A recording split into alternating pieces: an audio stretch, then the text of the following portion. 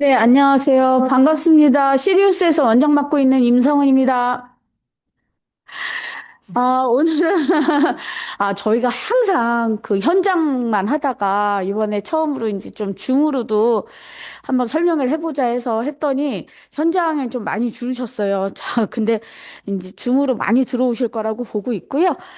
제가 오늘 또 감기에 걸렸고 목소리가 이런데 다행히 오늘의 설명회는 저희 김민정 선생님이 하시기 때문에 큰 걱정은 없습니다. 뭐 늘 아시겠지만 저희 대치에서 항상 일타 치고 계시는 영재원 하면은 김민정 선생님. 그래서 오늘도 김민정 선생님께서 잘 작년까지에 있었던 영재원을 잘 분석하시고 올해 또 어떤 식으로 경향이 이루어지는지 말씀을 해주실 겁니다. 이제 지금부터 김민정 선생님 모셔서 설명해 들어보도록 하겠습니다. 김민정 선생님. 네, 감사합니다.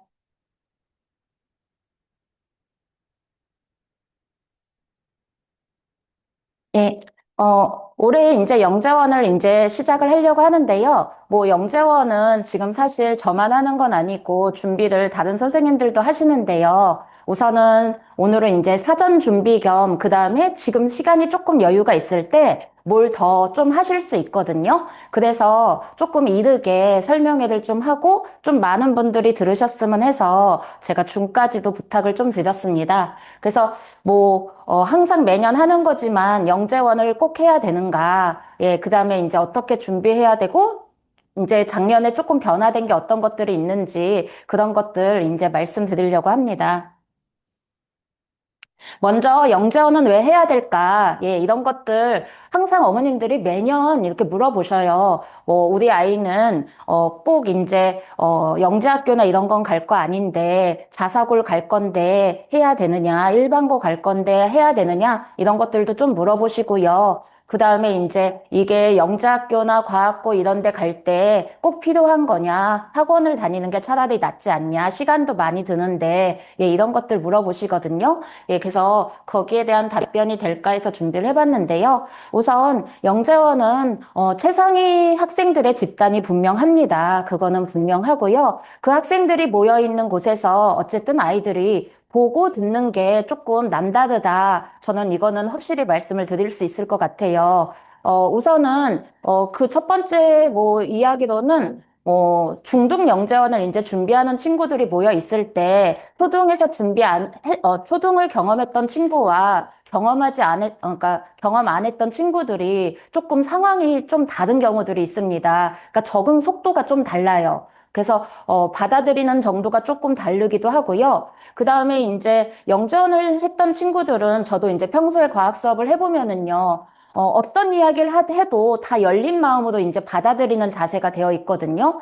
그런데, 새로운 것을 가르쳤을 때 일반 학생들한테는 이게 너무 낯설어서 어렵다라는 느낌이 강하게 오거든요. 근데, 영전에 다니는 친구들한테는 그게 신기하고 흥미로운 일이 되는 거예요. 예, 그런 것들이 조금 다를 수 있는데요. 우선 최상위권 학생들이 어떤 수업을 하게 되는지 이렇게 보시면은요.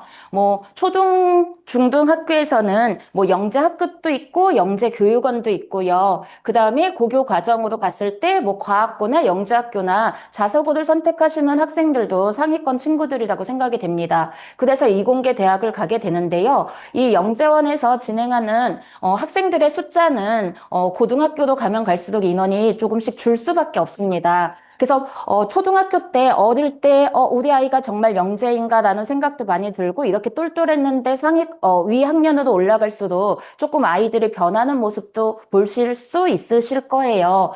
그다음에 이제 지금 영재교육 대상자 수는요.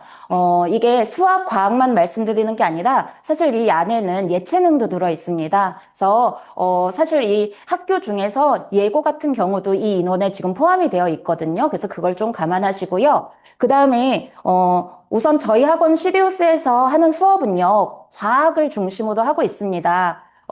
간혹 매년 수학을 준비하시는데, 학원을 찾아주셔서 제가 조금 이렇게 난감할 때가 좀 있는데요. 제가 모의고사나 이런 것들 치를 때는 수학까지 문제를 조금 같이 준비는 하긴 하지만, 지금 수업에서는 수학은 준비를 하지 않으니까 과학을 좀 전공으로 선택하실 경우에 그때 저희 학원 수업을 좀 선택해 주시면 좋을 것 같습니다. 그다음에 영재교육 대상자는요, 어쨌든 1%입니다. 전국 초등학교 학생들의 1%고요. 물론 학생 수가 지금 전체적으로 조금씩 줄고 있지만 지금 영재원에서 선발하는 인원에는 변동이 없습니다. 이게 뭐 예산 문제도 있을 거예요. 어딘가 인원이 줄면 다른 것들에 또 다른 분야에서 또 인원을 뽑거든요. 그래서 1%는 유지되고 있는 것 같고요. 그다음에 영재학교에서 선발하는 인원들을 전국 영재학교들에서 인원들을 보면 약 789명, 약 800명 정도 학생들이 지금 이 영재학교를 진학을 하고 있거든요. 근데 이제 뭐 스카이라고 불리는 이렇게 학교들에서 이공계 선발 인원을 봤을 때 서울대 같은 경우에는 1,700명 정도가 지금 선발을 하고 있고 작년에는 서울대에서 신설학과가 하나 더 늘어서 그쪽 폭이 조금 더 늘었다고는 하더라고요. 예. 그래서 이렇게 인원들이 선발이 되고 있는데, 작년에까지 그러니까 2025년도 입시까지 서울대 합격생 중에서 영재학교 출신 현황이 조금씩 계속 성장을 하고 있는 추세이거든요. 그래서 지금 보면은 수시에서 일반 전형에서 지금 대부분의 학생들이 합격을 하고 있습니다. 그리고, 아이고. 그리고 이제 작년에 이제 응시를 했던 2026년 입시에서는 계속 지금도 성장을 하고 있어서 뭐 학종 도입 이래 최고치를 기록했다라고 하는 기사들이 이제 이렇게 나타나고 있었는데요. 작년에는 429명으로 일반 전형에서 지금 28%에 해당하는 학생들이 지금 합격을 하게 되었다고 하니까 영재학교 학생이 좀 전에 제가 800명 정도 된다고 했는데 영재학교 학생들이 서울대 진학률이 거의 50%가 지금 좀 더 된다라고 이렇게 보실 수 있을 것 같아요. 근데 이제 뭐 서울대라고 하는 게 뭐 학교 네임도 있지만 어떻게 보면 가면 좋고 어쨌든 학생들 데리고 이렇게 직진하시는 분들도 계시겠지만 조금 이제 먼 얘기가 될 수도 있지만은요. 어쨌든 합격률이 올라간다라고 한다면 예, 아이들이 뭐 요런 과정을 받는 것도 괜찮을 것 같고 그럼 이제 다른 50% 학생들은 이제 카이스트나 이런 어쨌든 상위권 학생들을 가고 있는 대학들을 가고 있는 건 분명하다고 볼 수 있습니다. 그래서 지금 영재원은 어쨌든 최상위권 학생들의 집단인데요. 이 학생들이 영재원 초등부터 시작해서 중등, 고등, 그다음에 대학까지 어떻게 이걸 유지하고 공부 학습을 관리할까? 그랬을 때 이 학생들의 유리한 점이 뭔지 좀 말씀드리고 싶은데요. 우선은 지금 교육 과정이 급변하고 있고 많이 이제 이게 시대에 따라서 맞춰져서 같이 변하고 있는데요.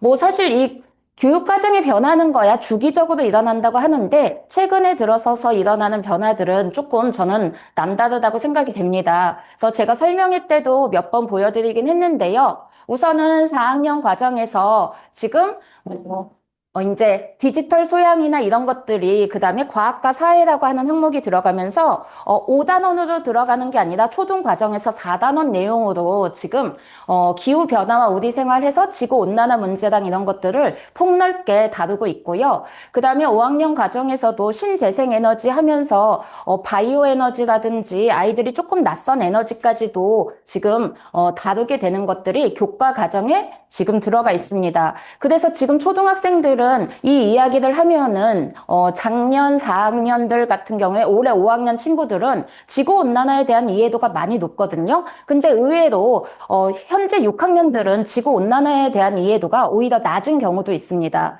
그래서 지금 아래서부터는 아이들이 지금 폭넓은 공부를 하고 있고 위에 있는 학생들은 이런 것들을 다시 조금 더 정보를 학습을 해야 되는 그런 경우들이 생기고 있어요. 그래서 제가 지금 중학생들 토론대회 같은 걸 진행을 할 때 토론대회 중학생들한테 했던 이야기나 초등학교 지금 5학년 친구들한테 했던 이야기가 크게 다르지 않는데 받아들이는 것들은 같은 수준으로 좀 받아들이고 있는 상황이기도 합니다. 근데 어쨌든 중학생들이 조금 활용 능력은 높은 건 맞아요. 사고력이 그래도 발달을 더 되어 있기 때문에 그런 상황이고요. 그 다음에 이제 3학년 과정에서도 힘이라고 하는 게 처음 정말 교육과정 바뀐 이래 저는 이 힘이 3학년 과정, 초등 과정에 나오는 걸 처음 봤거든요.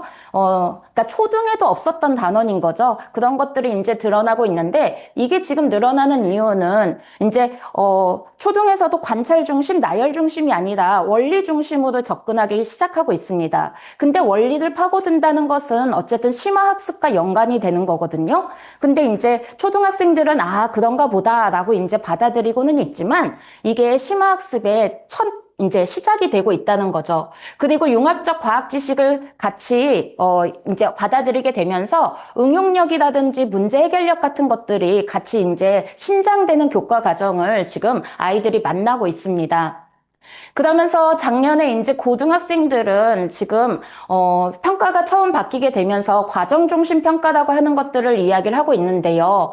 그 결과 작년에 이 평가가 바뀌고 난 다음에 아이들이 이제 느꼈던 거는 지금 문제 난이도가 바뀐 게 아니라 이 세특 관리가 조금 어렵다라고 하는 결론들을 조금 이제 의견들이 많이 나왔고요. 세특을 이제 관리하는 방법에서 주제를 선정하거나 관심 분야를 찾고 설계하고 이런 과정이 어렵다라는 이야기를 하게 됩니다.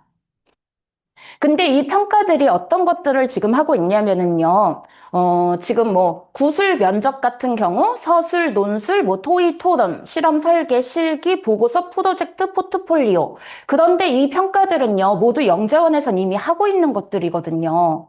그래서 영재원 아이들은 우선 면접에 강화되어 있고요. 발표가 남다릅니다. 그러니까 토론대회 이번에도 발표 영상을 찍는데 영재원을 다녔던 친구들은 자세부터가 다르고 여유가 좀 있는 거거든요. 그 다음에 글을 쓰는 것에 대한 두려움도 좀 많이 없고요. 그렇다고 해서 이 친구들이 다 국어적 능력이 높은 것은 아닙니다. 내용의 깊이가 좀 다를 뿐이에요. 그 다음에 분석력이 빠르다 보니까 토의 토론이 빠르게 진행이 되고요. 실험이야 말할 것도 없고요. 그 다음에 이런 포트폴리오 같은 것들이 정말 차곡차곡 관리가 되는 편입니다. 그래서 저도 이제 가끔 영재학교 자소서 같은 것들을 이제 어머님들께서 봐달라고 하실 때가 있는데요. 그때 보면은 이제 그 친구의 초등 때부터 이제 성장 기록을 제가 봤기 때문에 뺄 거 빼고 넣을 거 넣고 이렇게 하다 보니까 정말 풍성한 준비가 좀 되거든요.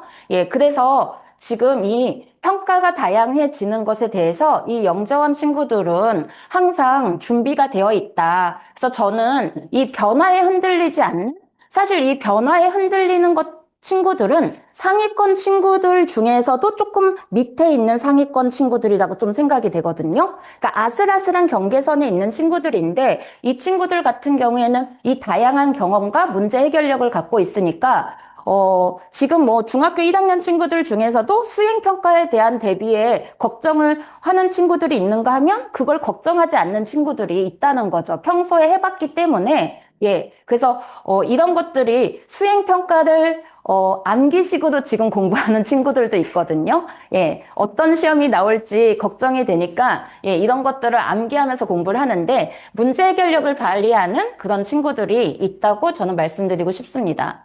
그럼 이제 영재원에서 어떤 것들을 키워 나가느냐 그랬을 때 이 영재성을 보통 이렇게 세 가지로 그러니까 평균 이상의 지능, 뭐 창의성, 과제 집착력 이런 것들로 이야기를 하고 있거든요. 그런데 이제 저는 그 중에서도 이 창의성에서 새로운 문제 상황에 겁내지 않고 혼자 해결하려고 든다? 저는 이게 조금 중요하다고 생각이 되고요. 그래서 이 영재원에서 출제되는 문제들이 항상 새롭습니다. 예, 그래서 이제 어렵고 그런 상황의 아이들을 자꾸 노출시키려고 하는 게 있고요. 그 다음에 과제 집착력이 이제 높아지는데 어쨌든 이 친구들이 문제를 끝까지 포기하려고 하다 보니까 정교성이 점점 높아지고요. 정확도가 이제 높아지는 거거든요. 그리고 이제 가장 저는 좋은 거는 관심 있는 문제를 갖게 된다는 거. 사실 저희도 학교 교육을 다 따라서 해봤지만 자신의 진로를 어머님들은 언제 선택을 하셨는지 한번 생각을 해보셨으면, 그러니까 고등학생이 되어도 진로를 선택하지 못하는 경우가 있고 관심 분야가 뭔지 모르겠고 공부는 잘하지만 성적이 좋아서 선택을 하는 경우도 있거든요. 예, 근데 관심 분야를 어쨌든 아이들이 갖게 되고 진로를 일찍이 초등학생 때부터 선택을 하게 된다는 거죠. 예, 근데 초등학교 때 선택하는 진로는 정말 크고 높은 그런 진로들 선택하는데 아이들이 점점 크면서 현실적으로 변하면서 아, 이건 아닌 것 같아 라면서 자꾸 이제 그 진로가 점점 하향을 타게 되잖아요. 예, 근데 이 초등 때부터 그것을 이루기 위해 어떤 목표를 가지고 공부한다는 것은 정말 중요한 동기가 된다고 생각이 됩니다. 그리고 이 영재교육의 필요성은요, 시기적절한 영재교육이라고 생각이 되거든요. 그래서, 이거는 그냥 아이의 재능이라고 생각하시는 것이 아니라, 그냥 내버려 두시는 것이 아니라, 그리고 IQ 검사 같은 것들도 보시면은 초등 때 IQ와 고등 때 IQ가 변하기도 합니다. 그래서, 이 영재성은 계속 키워주고 그 시기에 맞춰서 적절한 교육이 되어야 된다라는 취지하에 이런 영재 교육이 진행이 되고 있습니다. 그 다음에 저는 이제 개인적으로 어머님들이 이제 이 영재교육원을 좀 시키실 때 동기가 이렇다는 얘기를 많이 들었습니다. 아이가 과학을 좋아하고, 그 다음에 실험을 좋아하고, 좀 더 배웠으면 좋겠다. 그래서 폭넓게 공부를 했으면 좋겠다. 우리 아이는 이공계 진로를 하는데 학교에서 공부만 했기 때문에 영재교육원 같은 경우에서는 어쨌든 공인된 그런 기관이기 때문에 그런 곳에서 배웠으면 좋겠다라고 생각을 하시고요. 그 다음에 저는 이제 영재교육원이 필요한 그런 친구들이 누가 있을까? 그러면 정말 공부만 열심히 해서 시야가 좁은 친구, 학습만 해서 그냥 앉아서 책만 받고 그것을 응용하는 걸 좀 두려워하는 친구라면 예, 이 교육을 통해서 또 하나 뭔가 자신의 능력을 더 갖출 수 있게 되고요. 그 다음에 자기가 스스로 생각하지 않고 항상 물어보는 친구들도 있어요. 예, 자기가 생각할 수 있는데 생각할 수 있는 능력을 발휘하지 않는 거죠. 이해만 하려고 하는 친구들이 있습니다. 그 다음에 자기가 그냥 요 정도만 공부를 하면 된다, 요 정도만 잘한다라고 생각을 하는데 저도 이제 문제 같은 거 풀릴 때요, 아이들이, 세 가지 이상 쓰시오 그랬는데, 제가 세 가지를 썼더니, 점수를, 기본 점수만 받아서 저한테 막 따져요. 예. 세 가지 이상이면 세 가지도 맞았다고 해줘야 되는 거 아니냐. 그럼 이제 제가 다른 아이 시험지를 보여주죠. 얘 12가지 썼는데? 그럼 나는 너에게 점수를 몇 점 줘야 될까? 그러면 이제, 이런 거구나라고 이렇게 좀 아이들이 느끼게 되거든요. 예, 그래서, 이 학습의 목표치가 스스로 조금 더 높아질 수 있게, 그 다음에 분명히 원리는 배웠는데 응용을 못해서 안 배웠다고, 예, 그러는 친구들도 좀 있고요. 그 다음에, 이게 지금 과학이나 뭐 다른 과목들도 마찬가지지만 저는 한 중학교 때까지는 모든 영역을 고르게 해야 된다고 생각을 하거든요. 그러니까 의무 교육으로 지금 진행을 하고 있는데 그래야 이제 융합적인 지식도 할 수 있고 지금 과학이 물화생지가 영역이 나뉘어진 것이 아니라 자꾸 융합을 하고 있습니다. 일상이 그러니까 어쩔 수가 없거든요. 그래서 영역을 편식하고 있는 학생에게 이 고른 학습을 할 수 있게 해주는 것도 그 다음에 초등 과학에서 가장 위험한 게요. 5개념을 갖게 되는 경우가 있어요. 결과 중심으로 관찰을 하다 보니까 원리를 아이들이 상상력이 많다 보니까 자기 나름대로 만듭니다. 자기 나름대로 원리를 형성을 하다 보니까 중학교 와서 혹은 중학교 공부할 때, 이런 거 아니에요 라고 얘기했을 때 제가 미안하게도 자꾸, 그거 아닌데 라는 이야기를 하게 되는 경우가 있거든요. 예, 근데 조금 더 깊이 있는 공부를 하고 시각을 넓힐 수 있는, 예, 그 다음에 이제 조금 도전을 두려워하는 학생들에게는 한번 이런 상황에 놓여주는 것이 도움이 될 거라고 생각이 됩니다. 그래서 저는 이 영재교육원이 어쨌든 시야가 남다른 학생들을 좀 키울 수 있다. 예. 근데 이제 뭐 시야라고 해서 나무들 보지 않고 숲을 보는 것이 아니라 이 영재교육원 할 때 저는 강조하는 게 나무도 꼼꼼히 봐야 됩니다. 그리고 다시 폭넓게 시야도 봐야 되고 다양한 시각을 가져야 된다고 저는 생각이 되거든요. 그래서 그런 시각을 가지고서 다양한 접근을 통해서 문제 해결력을 키울 수 있게 그래서 그게 스스로 할 수 있기 때문에 예, 그래서 자기 주도 능력이 높아지는 그런 상황이 생기게 됩니다. 그러면 자기가 어떤 학습적으로 시험을 보거나 그랬을 때 부족한 과목이 생겼을 때도 아이가 방법을 찾아낼 수 있는 그래서 이제 공부 잘하는 친구들의 그 필기 노트가 남다른 이유는, 예, 이 친구들이 자기 나름대로의 학습 노하우를 쌓고 있기 때문이라고 생각이 되거든요. 그러니까 자기 주도 능력이 높아진다, 이렇게 보실 수 있을 것 같습니다. 예. 오늘 영재원 선발 과정을 말씀드릴 건데요. 제가 어머님들이 항상 오셔서 이렇게 사진 많이 찍으시는 것들 오늘은 프린트에 지금 다 넣어놨거든요. 그래서 편하게 보시고요. 그 다음에 이제 뭐 제 개인 교재나 이런 것들만 좀 이렇게 프린트에 못 넣습니다. 예, 그거는 이제 제가 학생들한테 다 어쨌든 공개할 내용이라서요. 예, 근데 필요하신 것들은 다 넣습니다.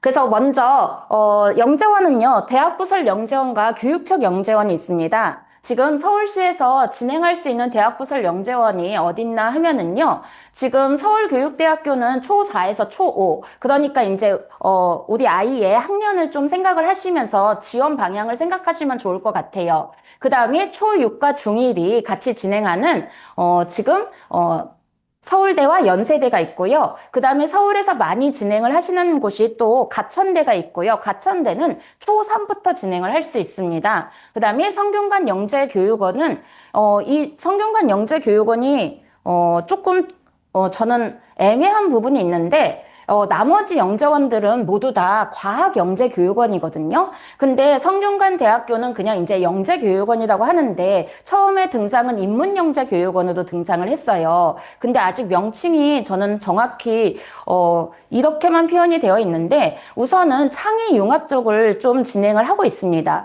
그러다 보니까 과학 쪽 내용을 많이 다루고 있어요. 예, 그래서 이 분야도 아이들이 지금 많이 지원을 하고 있고요. 그 다음에 이제 동국대 과학영재교육원이 경기도에 있습니다.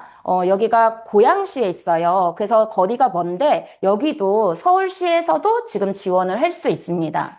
그 다음에 교육청 영재교육원이 있는데요. 대학부설 영재원과 교육청 영재교육원이 다른 점은 지금 여기는 지금 초3에 시작해서 초4에 시작해서 죄송해요. 예. 어디를 말씀드려야 되나? 뭐, 여기, 서울교대 같은 경우에는 초등학교 4학년 때 응시를 해서 그 윗학년까지, 이제 시험을 보지 않고 응시를 하게 되는데요. 지금 교육청 영재원은 초3 때 한번 시험을 보시고요. 초4 때부터 5학년, 6학년 이렇게 다니실 수 있고요. 그 다음에 초5에도 선발을 하고, 중1에 선발하고, 중2에 선발하는 시기가 조금 많습니다. 그래서 교육청 영재교육원도 이렇게 좀 비교해서 보시면 좋을 것 같고요. 선발 시기는 지금 대학부설 같은 경우에는 8월 달에 요강 발표를 하거든요. 이게 일정이, 1년 일정이 거의 일정하다 보니까, 지금 대학부설은 8월 중순, 그러니까 2주차 정도에 모두 다 발표를 하고 있어요. 근데 서울은 그렇게 하는데요. 다른 지역은 좀 다릅니다. 예, 7월 말에 발표를 하는 곳도 있어요. 그 다음에 9월에 접수를 해서 첫째 주에 대부분 다 접수가 끝나게 되고요. 작년에 가천대만 조금 접수가 늦어졌습니다. 그 다음에 10월 달에 이제 1단계 GP를 보는데요. 시험 일정이 항상 10월 첫째 주거든요. 근데 올해는 10월 첫째 주가 추석으로 알고 있어요. 그러면 아마 9월 말이 될 거라고 지금 생각을 하고 있거든요. 예, 그래서 올해는 좀 더 서둘러야 되지 않을까. 그렇게 저는 이제 준비를 하고 있습니다. 그 다음에 11월 첫째 주에 또 면접이 있습니다. 그래서, 면접은 토요일, 뭐 일요일 이렇게 해서 이 날짜가 거의 고정되어 있고요. 그 다음에 교육청은 9월 달에 요강 발표를 합니다. 예. 그 다음에 이제 경기 지역은 조금 또 차이가 있어요. 뭐, 근데 한 달 정도 몇 주 차이가 조금 있고요. 11월 달에 접수를 하게 되고, 그 다음에 12월 달에 지금, 첫째 주. 그러니까 이제 날짜가 뭐, 첫째 주 토요일이 1일이다. 그러면은 뭐, 둘째 주가 되기도 하는데, 예, 이제 보통은 첫째 주에 대부분 시험을 치르게 됩니다. 예. 그리고 이제 저희 학원 시리우스에서는 지금 이 과정을 대학부설 영재원 특강부터 교육청 영재원 특강까지 이렇게 모두 진행을 하고 있습니다.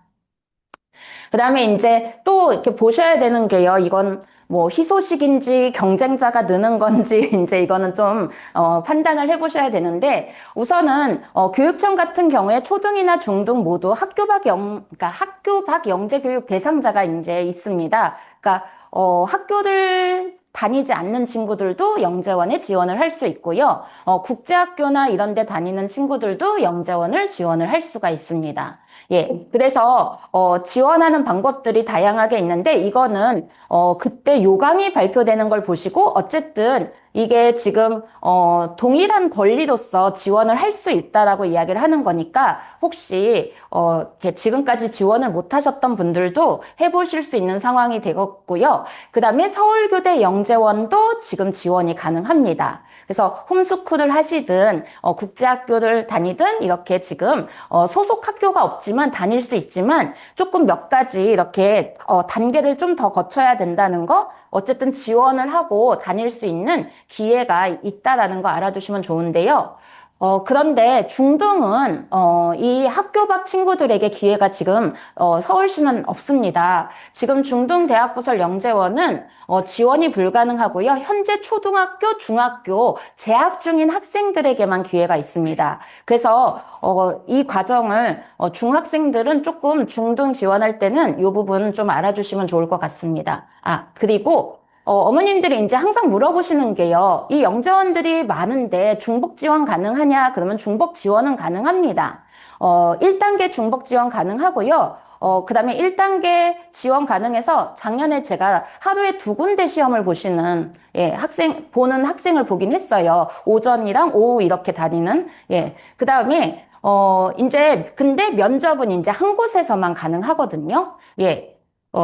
네. 그래서 이렇게 한 곳만 가능하다는 사실 알고 이렇게 선택을 해주셔야 되고요. 교육청 영재원이 지금, 초등학교 3학년 같은 경우에는 수과학 융합형이 있고요. 그리고 3학년에서 종료가 되고, 그러니까 3학년, 제가 말씀 다시 드릴게요. 3학년에 응시를 해서 4학년에 종료가 되면 교육청이 4학년 12월에 다시 지원을 합니다. 그래서 수학, 과학, 융합형에서 전공을 수학을 할 건지 과학을 할 건지 선택을 하게 되어 있어요. 그러니까 이렇게 단계를 밟고 있는 거죠. 예, 그래서 4학년에 다니게 되면 4학년에 응시를 하고 5학년, 6학년을 주로 다니게 되고요. 그 다음에 5학년에 다시 선발하는 분야가 있는데 여기는 수학과학이 아니라 발명과 AI 정보. 그러니까 지금 정보교육원이 이제 AI가 다 앞에 붙어 있습니다. 이게 모든 흐름이 이렇게 이름이 또 바뀌었고요. AI까지 다루는. 그래서 5학년들이 이제 볼 수 있는데 이 발명과 AI 정보교육 영재교육원 같은 경우에는 서울시 전역에서 이제 선발을 하고 있고요. 그다음에 3, 4학년이나 다른 교육청은 지역에서 주로 선발을 하고 있습니다. 그리고 6학년에선 중등교육청, 그다음에 중1에서도 이 교육청 영재원을 응시를 할 수 있는데요. 지금 중1 같은 경우에는 선발하는 곳도 있고 안 하는 곳도 있습니다. 그래서 거의 6학년 때가 교육청은 마지막이다 이렇게 생각을 하시면 될 것 같아요. 그 다음에 이제 작년 교육청 제가 모든 것들을 지금 다 그냥 넣긴 했는데 서울시를 다 넣진 못하고 강남 지역만 지금 넣은 거거든요.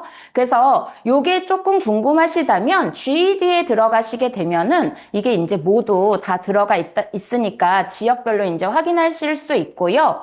그 다음에 이렇게 지금 학교들이 2군데 있으면 선택을 하셔야 됩니다. 예, 그리고 여기 보시면 관내 학교 재학 중인 학생인지 아니면은 강남 서초 그 다음에, 예, 서울특별시 교육청 소속인지, 그래서, 강남 서초만 지원할 수 있는 경우, 서울시 전역에서 지원할 수 있는 경우, 이런 것들 좀 따져보시면 좋을 것 같고요. 그 다음에 제가 여기 이렇게 지원 5학년 이랬는데, 요거는요, 지금 5학년을 선발하겠다는 게 아니라, 이미 다녔던 친구들이, 진급하는 것을 얘기하고 있는 겁니다. 예, 그래서 지원은 불가능합니다. 그 다음에 이제, 수업일이 지금 토요일로 다시 옮겨지고 있어요. 한동안 수요일 날 많이 진행을 했는데요. 교육청 영재원 수업도 토요일로 지금 바뀌고 있는 그런 추세입니다. 그 다음에 이제, 네, 중등이 있고요. 중등은 아직까지 수요일 날 좀 진행을 하고 있습니다. 그 다음에 여기 아래 수학과학 요 3군데는요, 수업일이 토요일로 또 진행을 하고 있어요. 그래서 이런 것들 참고하시고요. 그 다음에, 이거는 서울시 전역에서 뽑는 영재원들, AI 정보당 발명 영재원들이고요. 이거는 천천히 집에서 이제 우리 아이가 갈 때 어딘가 보시면 좋고요. 중학교 1학년에서 거의 마지막으로 지원할 수 있는 거는 지금 과학고 부설 영재원입니다. 그래서 인원도 꽤 많이 선발을 하긴 하지만 서울시 전역에서 지금 뽑고 있거든요. 그래서 영재원에 좀 아쉬움이 있으시다면 마지막에 이 과학고 영재원 지원도 가능합니다. 예, 수업은 토요일에 있고요. 그 다음에 이 교육청 영재원을 준비하실 때 하나 좀 신경 쓰셔야 될 거는요. 이 체크리스트가 있습니다. 이 시험이 80점 만점으로 지금 진행이 되고 있거든요. 그리고 교사 체크리스트가 20점 점수가 주어지고 있어요. 그래서 이게 평소에 학생들의 상황에 대해서 그래서 학교 생활에서 보여주는 모습들을 지금 체크를 해주시는 거거든요. 근데 이게 공개가 되지 않는 그런 것들이긴 한데요. 제가 예전에 이거를, 온라인 접수가 아닐 때 서류 접수에 그 밀봉이 되는 건데, 우연히 그게 떨어져서 제가 본 적을 한 번 있어요. 예. 근데, 정말 정확히 쓰시더라고요. 예. 저는, 뭐, 이렇게 매우 그렇다 다 해주실 줄 알았는데, 제가 본 아이의 성향하고 선생님이 본 아이의 성향이 똑같아서 아닌 건 아니라고 솔직히 하시고 계셨어요. 예. 그래서 저는 평소 수업 시간에도 지금 올해 준비하신다면 아직 시간이 있으니까 좀 더 적극적인 모습과, 예. 어쨌든, 이런 깊이 있는 사고를 할 수 있음, 이런 것들을, 예. 근데 사실 초등학생은 적극성이 제일 중요한 것 같아요. 예, 가만히 앉아 있는 것보다 적극성이나 아니면은 이제 제출하는 과제 같은 것들을 열심히 해주면 이런 것들에서 평가를 좋게 받지 않을까 싶습니다. 그 다음에 이제 영재원 선발 일정을요, 작년, 2025년도 달력으로 제가 좀 표현을 했거든요.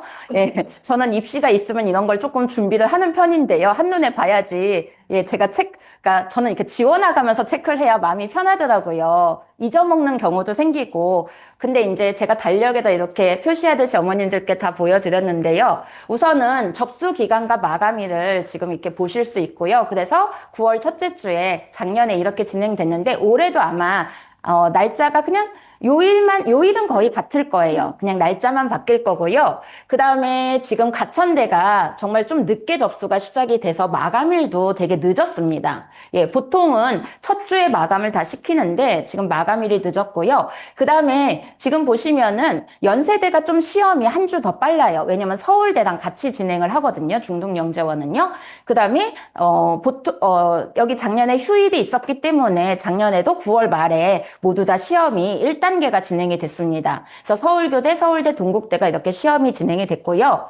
그 다음에 10월 달이 되면은 이제 발표가 되거든요. 지금 발표일은 거의 비슷합니다. 성균관이 좀 일찍 발표를 하게 되고요. 성균관은 좀 2단계 지원이 조금 남다릅니다. 그래서 좀 일찍 발표한 것 같고요. 그 다음에 연세대랑 서울대가 이 일주일 차로 마감을 하게 되는데요. 문제는 이제 이 서울대 마감입니다. 서울대는 2단계에서 지금 자소서를 제출하게 되거든요. 근데 증빙자료랑 이런 것들을 같이 제출해야 되기 때문에 이걸 갑자기 준비할 수가 없어서 지금 서울대만 목표로 하셨을 때 이 자기소개서가 1단계 합격을 되는지 안 되는지 몰라도 준비를 하셔야 되는 그런 상황입니다. 그리고 면접이 지금 가천대가 지금 전주에 했고요. 다 11월 첫째 주에 면접들이 진행이 되고 일주일 후에 모두 발표가 됩니다.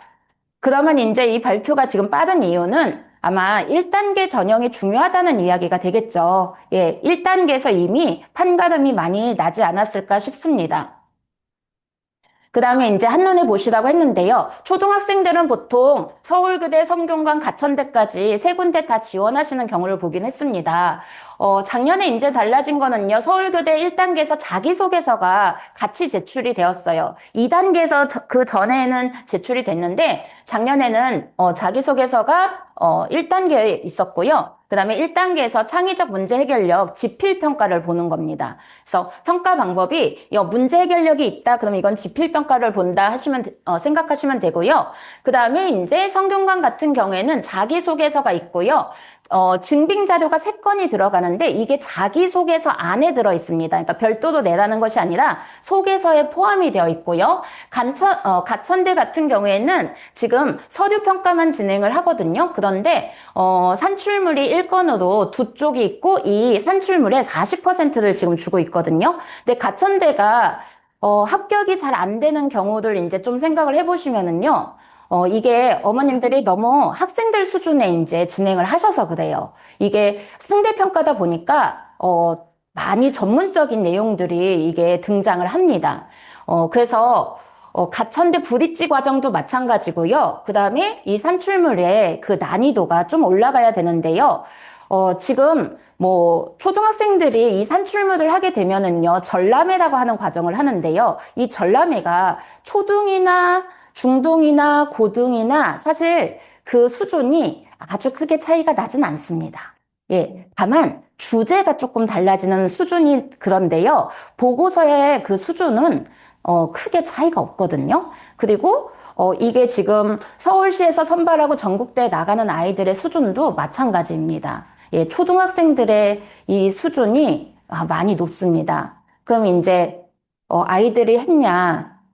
뭐, 이런 거는 이제 어머님들의 판단에, 예, 맡겨드리고 싶습니다. 예. 그래서 이게 사실, 산출물이라고 하는 게 아이가, 경험도 없고 준비물을 챙길 수도 없기 때문에, 예, 이게 조금 어려움이 있는데, 가천대는 산출물 수준을 좀 높여주시는 걸 꼭 부탁드리고 싶습니다.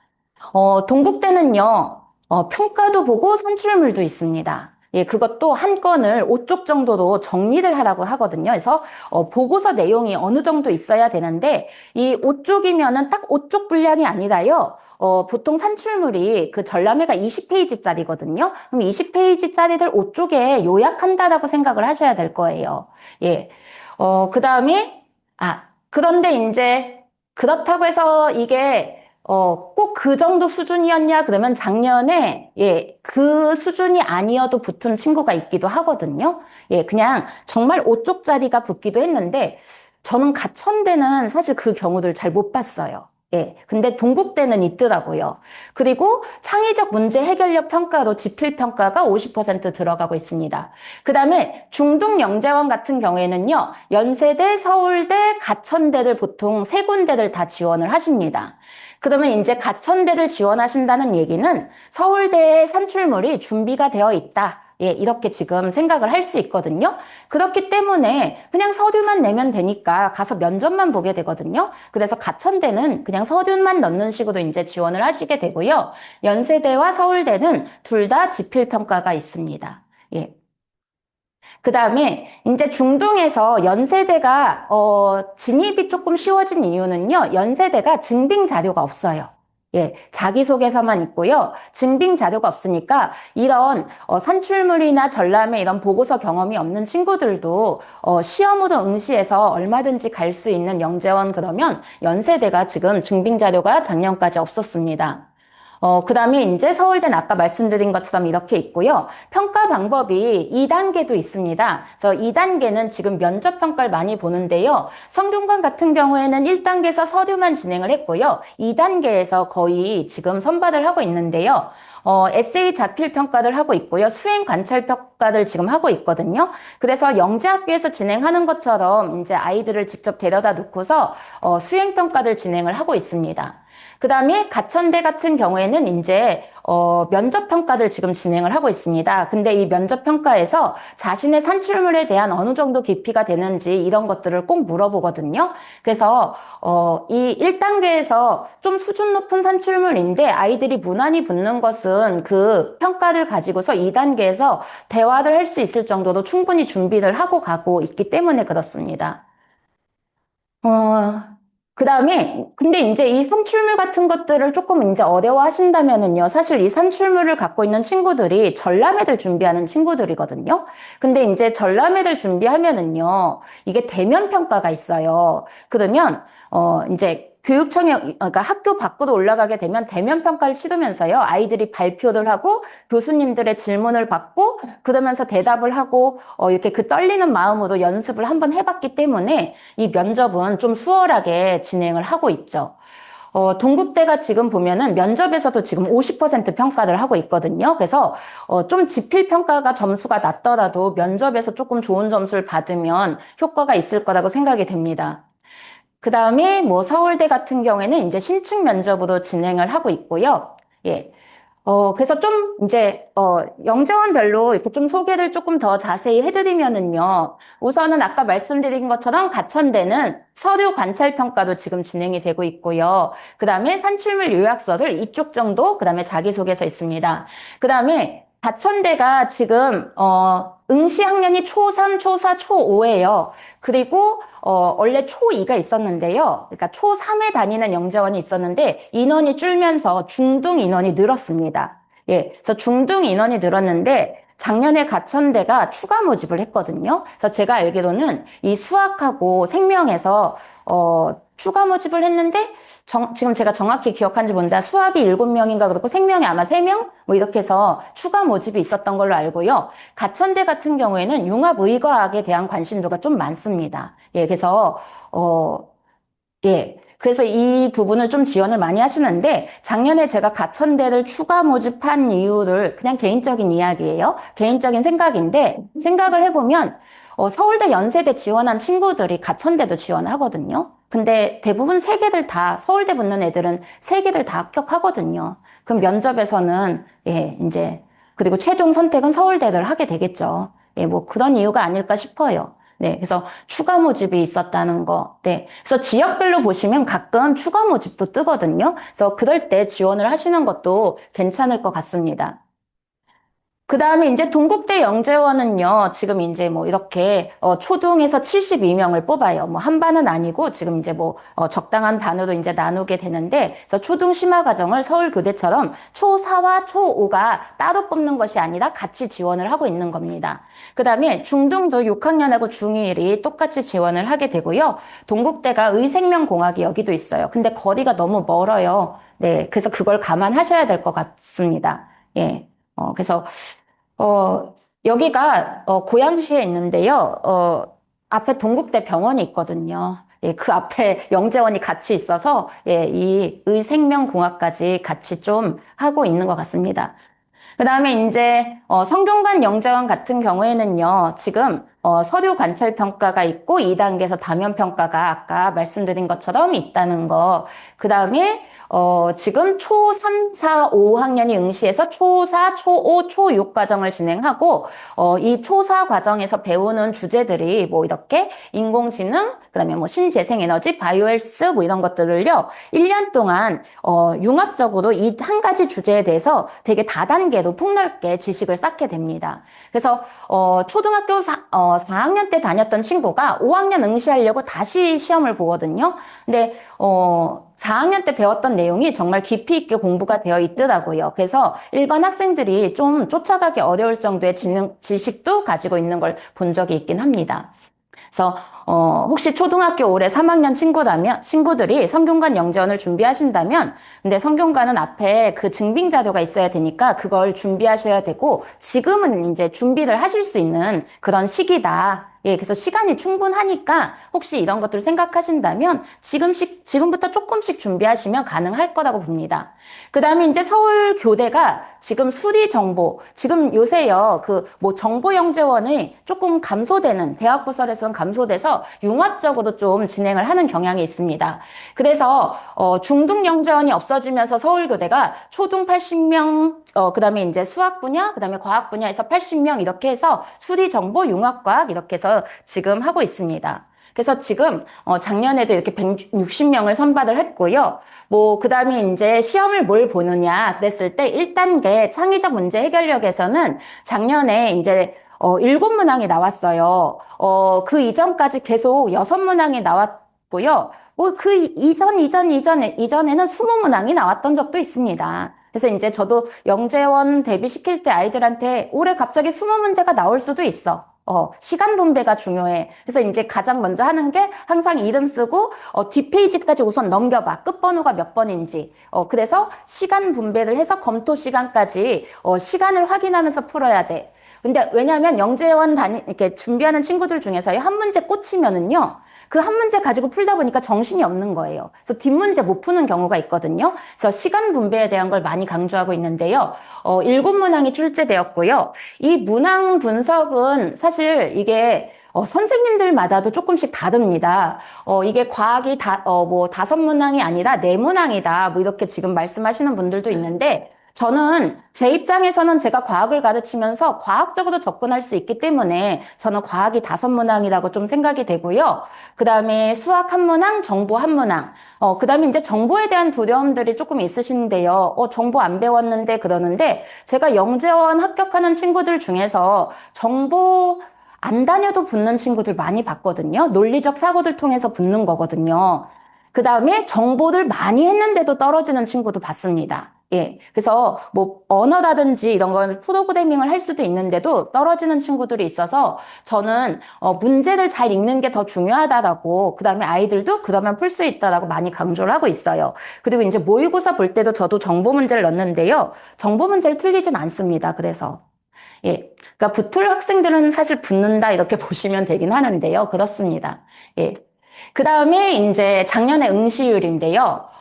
지금 수리정보와 융합과학을 바뀌면서 경쟁률이 이제 조금 달라 보일 수도 있는데 전체 지금 지원 인원은 크게 달라지지는 않았습니다. 예. 그래서 지금 보통 과학이 이제 항상 이제 과학이 조금 이제 높았는데, 예. 이렇게 보면 뭐 1.9 뭐 이렇게 해서요. 근데 예전에는 과학을 지원하는 이유가 지금 이제 인원을 조금 더 많이 뽑아서, 네. 그래서 이제, 그 다음에 이제 정보가, 조금 관심 받기라서, 뭐 이렇게 경쟁률이 조금 낮았는데요.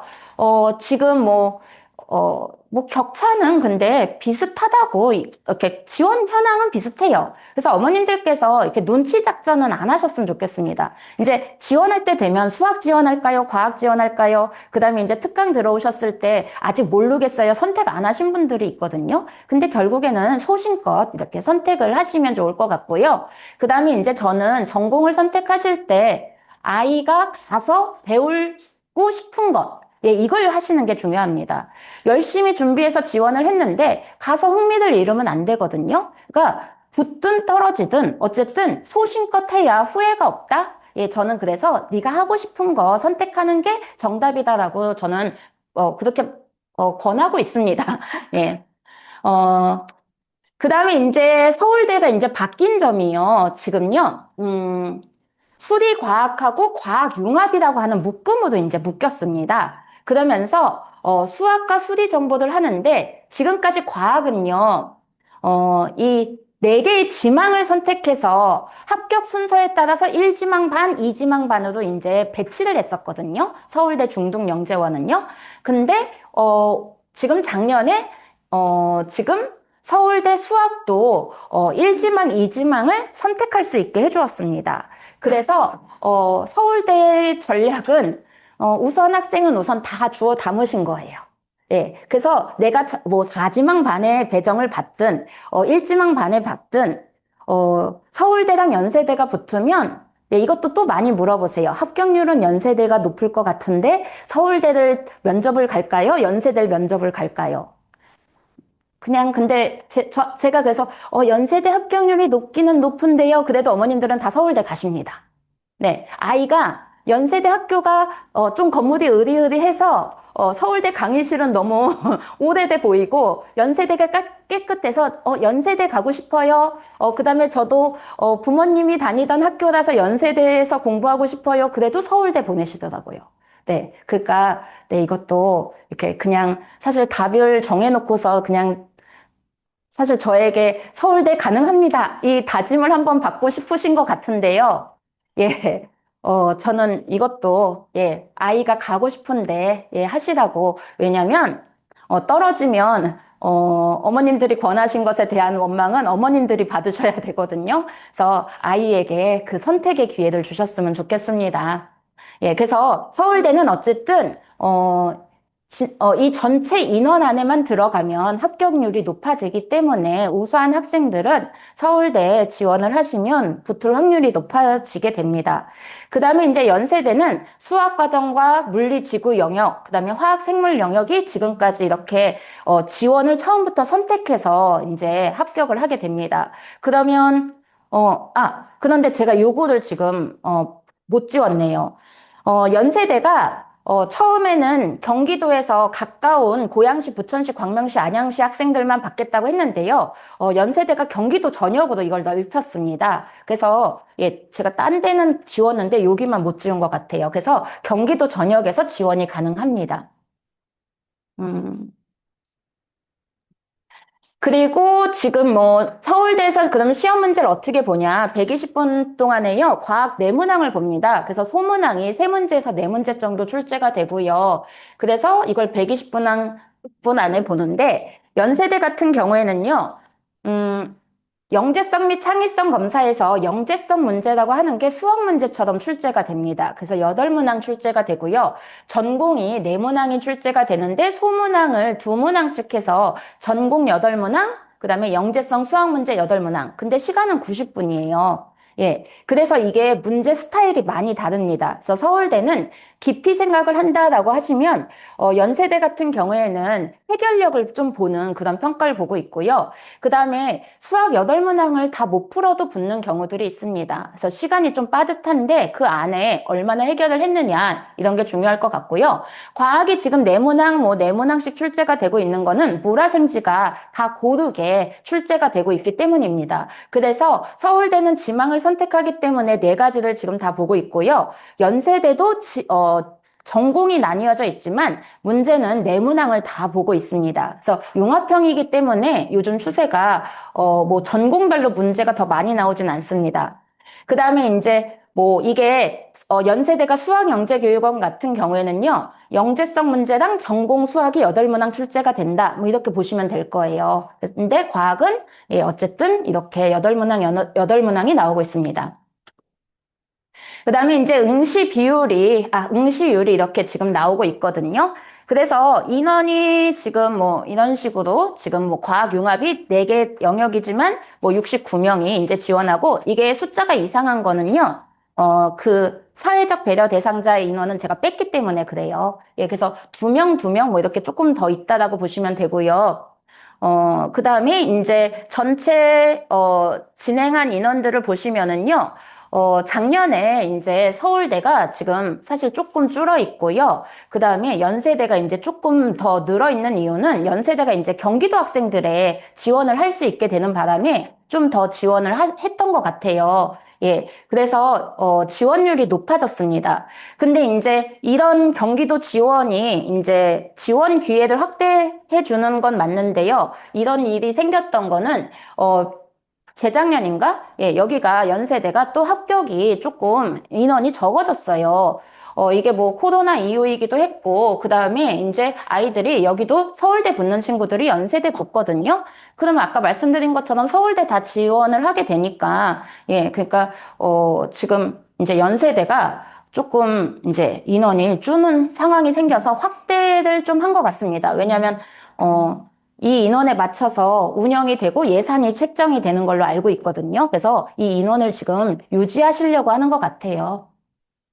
그러면 이제 어떻게 준비를 해야 되느냐? 예, 그래서 지금 저희가 이렇게 일찍 모이게 된 것, 영재원은 지금 여름에, 가을에 선발하는데 지금 봄부터 모인 이유는 저는 이제 평소에 지금 준비를 하실 것들이 있기 때문에 이렇게 좀 일찍 시작을 했거든요. 그래서 서류 평가를 대비를 해야 된다. 그때 가서 대비하면은요, 정말 아이랑 엄마랑 아빠랑 다 같이 싸우고 울고 아이는 막 울고 엄마는 어머니께서는 저에게 전화를 주시고 아이도 저에게 전화를 주고 저도 밤에 잠을 못 자고 우리 다 이렇게 좀 힘든 상황이 놓일 수 있거든요. 예, 그래서 사실 좀 일찍 준비해 주셨으면 하는 저의 부탁이고요. 그다음에 이제 자기소개서를 이게 이제 제가 다 준비를 했습니다. 그러니까 지금 이제 그냥 요것만 딱 보시면 되는데요. 성균관 영재원을 제일 먼저 보여드리는 이유는요. 성균관 영재원이 이 5번에 대한 요 내용을 세부적으로 5-1, 5-2, 5-3 이렇게 되어 있는데 다른 데는요, 그냥 이렇게 5번만 있거든요. 이제 문제 해결 경험에 대해서 써라 그랬는데, 그러면 조금 어긋나는 내용들을 쓰시는 경우가 있어요. 근데 성균관 영재원을 보시면 이 5번, 1번, 2번, 3번, 요 소문항에 맞춰서 자기소개서를 요 정도 내용으로 이제 채워 넣어주시면은, 5번 문항을 잘 채우실 수 있을 것 같습니다. 그리고 나머지는 사실 다 비슷해요. 뭘 물어보냐면은, 동기 물어보게 되고, 그 다음에, 이제 그 관심 분야 물어보고, 앞으로의 계획 물어보고, 그 다음에 자신의 경험치, 수준, 이런 것들 알아볼 수 있는 이런 창의적 해결 경험을 쓰라고 이야기를 하거든요. 근데 이제 성균관 같은 경우에는 자기소개서에서 이 1번이 하나 더 있죠. 창의적으로 자신을 소개해라. 그래서 성균관 같은 경우에 인문영재의 성격을 조금 띠고 있다 보니까 글이나 이런 것들을 쓰는 것에 대한 능력치를 조금 1번에서 볼 수 있을 것 같습니다. 아이들이 쓰는 거 보면 정말 다 다른 내용의 재미나고 수준도 다양하고 그러긴 해요. 그래서, 그런 것들을 지금 작성을 하고 있고요. 그 다음에 서울교대가 이제 작년에 작성한 건데요. 서울교대도 점점 이제 전형화되고 있거든요. 그래서, 이 책이 빠졌다 들어갔다 막 그러는데 책 한 권을 쓰라고 하고 있거든요. 이 책 한 권을 쓰라고 하면은요, 이제 어머님들께서 책을 뭘 쓰면 좋겠느냐, 이렇게 물어보세요. 이게 지금 몇 년 동안에 없었다가 이제 또 들어갔는데요. 초창기에는 서울교대 쓰는 아이들 자소서에 제일 많이 들어갔던 게 뭐였냐면요. 15소년 표두기, 15소년이래. 해저 이말리. 초등학교 4학년 남학생들이 해저 이말리를 쓰는 경우가 되게 많았고요. 그 다음에 이제 어느 순간, 이제 어디서 누가 합격했다더라, 뭐 이런 얘기를 들으셨는지, 양자역학책을 애들이 읽기 시작을 하더라고요. 아인슈타인 뭐 이런 것들. 그래서 이걸 다 아느냐라고 제가 이제, 면접을 했을 때 질문을 하면요. 딱 정해진 답을 이야기를 해요. 그래서 다시 질문을 하면 못 합니다. 그래서 저는, 이 책을 하나 읽을 때 조금, 이렇게 단계를 거쳐서 읽으셨으면 좋겠고, 그 다음에 너무 어려운 책보다 쉬운 책을 읽고 그 쉬운 책을 깊이 있게 대답하는 것, 이런 것들을 연습시켜 주시면 좋을 것 같고, 그 다음에 제가 권하지 않는 책은 소설책, 판타지. 그거는 아무리 해도 과학적으로 설명하기에 우리 아이들의 그 지식이 너무 부족합니다. 그래서 비평도 할 수 없고, 그래서 소설책 같은 거는 빼주셨으면 좋겠는데, 인문서적으로 이제 아이들이, 뭐, 삼국지, 이런 것들 쓰는 친구가 있는데 합격을 하기는 했습니다. 근데 이 친구의 자소서에, 삼국지가 들어가 있을 때, 삼국지 내용이 아니라요, 다 과학 내용이었어요. 그 삼국지의 그 자세, 뭐 이런 것들에 대해서 이야기를 하고 자기의 생활을 쓴 거지, 그 책 내용을 쓰는 친구가 없고요. 그냥 이건 제가 지나가는 말로 말씀드리면, 책의 내용은 제발 안 썼으면 좋겠다. 왜냐면 책 내용을 많이 쓰시면 책이 영재인 거지, 저자가 영재인 거지, 자신이 영재가 아닌 거거든요. 그래서 내용 말고, 자신의 이야기를 써라. 뭐 이렇게. 그래서 여기에는 모두 자신의 이야기로 이렇게 들어가서 동기나 관심 분야, 그 다음에 앞으로의 계획이 들어가게 됩니다. 그 다음에 이제 저희 학원에서는 뭐 이렇게 아이들이 우선 저는 1차는 보통 수기 작성을 하라고 그래요. 그래서 수기 작성 해온 걸 갖고 첨삭 지도를 하고요. 그 다음에 1차 쓴 걸 갖고 2차는 워드를 치라고 해요. 그래야 워드를 치면서 1차, 2차 수정을 계속 해나가면서 내용을 업그레이드 할 수 있거든요. 근데 아이들은 워드 앞에서 바로 치라고 하면 힘들기 때문에 저는 1차는 무조건 수기 작성을 해보라고 하고 그 다음에 이제 아이들한테 300자 신경 쓰지 말고 쓰고 싶은 내용 다 쓰라고 합니다. 그리고 이 내용 300자 맞추는 과정은요, 어머님들께서 좀 봐주셔야 됩니다. 아이들한테 이거 맡기기에는 경쟁력이 조금 떨어질 수 있어요. 그 다음에 서울대 영재원 자기소개서는요, 이제 보시면은 글자 수가 막 늘어납니다. 그래서 700자, 1200자, 뭐 이런 것들이 이제 들어가게 되거든요. 그래서 서울대는 정말 깊이 있게 어떤 자신의 경험들이 있는 학생들이 이제 합격하게 되고, 그래서 영재원에 다녔던 친구들이나 아니면은 경험이 많은 친구들이 서울대에 조금 유리한 경우도 있습니다. 그 다음에 이제 연세대 같은 경우에는요, 자필 작성을 해서 자소서도 딱 두 쪽이고요, 연필로 쓰게 됩니다. 그래서 혹시 연세대 나중에 지원하게 될 때 이 칸을 잘 채우는 방법도 제가 가르치긴 합니다. 그리고 이 뭐 물어보는 거는 다 공통적이에요. 그래서 저는 중등 영재원 같은 경우에는 서울대 자소서를 쓰고 연세대로 압축해서 집어넣으라고 이제 권합니다. 그래서 좀 힘들지만 서울대부터 쓰게 합니다. 그냥 제가 이렇게 두 가지 표정을 넣어봤어요. 보시기에 떤 학생이 합격을 한 것 같아 보이세요, 어머니? 예.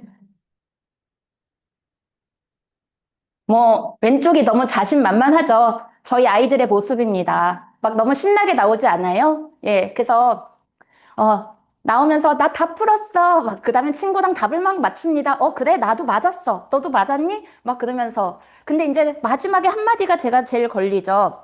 시간이 남았어. 제가 남을 리가 없는데. 예. 그래서 사실 이게 준비를 시킬 때요, 시험지를 먼저 못 내게 합니다. 더 계속 풀라고. 예. 그래서 어떤 경우는 한 문제를 30분 이상 계속 지적을 하면서 이제 지적이 되죠. 제 입장에서는 계속 이제 풀게 하거든요. 그래서 남은 시간까지 자신의 생각을 다 표현하고 과제 집착력을 보여줘야 된다고 저는 생각이 됩니다. 그래서 먼저 시간이 남았다라고 하면, 좀 걱정이 되는 거죠.